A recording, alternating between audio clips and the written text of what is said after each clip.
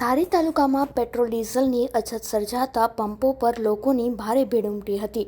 ખેતીની સિઝન હોવાથી ખેડૂતો ડીઝલ મેળવવા મથામણ કરતા જોવા મળ્યા હતા।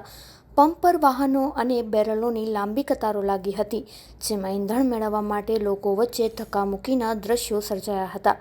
સ્થિતિ અંગે સમાજસેવક રમેશ કાતરિયાએ જણાવ્યું હતું કે ખેડૂતોની હાલત કફોડી થઈ છે, જ્યારે પ્રેમપરાના હિંમતભાઈ કરમસિંહભાઈ વાડોદરિયાએ આક્રોશ વ્યક્ત કરતા વહેલી તકે ઈંધણનો પુરવઠો પૂર્વવત કરવા માંગ કરી હતી।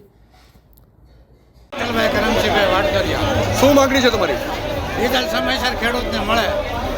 કેટલા વાગ્યાના ઊભા છો? સવારે લગભગ 6 વાગ્યાના। વારો આવ્યો નથી આવ્યો? આ નામ ઓલા વાટ જોઈને બેઠા છે। હવે મુખ્ય માંગણી જે છે કે ડીઝલ સમયસર મળે। સમયસર મળે। ખેતી કામ અત્યારે બધું અટકી રહ્યું છે।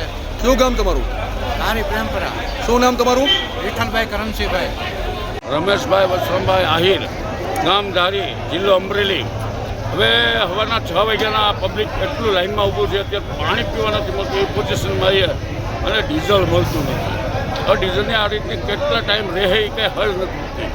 હવે અત્યારે ખેડૂત ડાયરાને ખેતી એમને પીડી ખેતીમાં કોઈ ખેડવાનું હળખેડ કરવી, સા નાખવા, કોઈની પોઝિશન અત્યારે બહુ ખરાબ છે।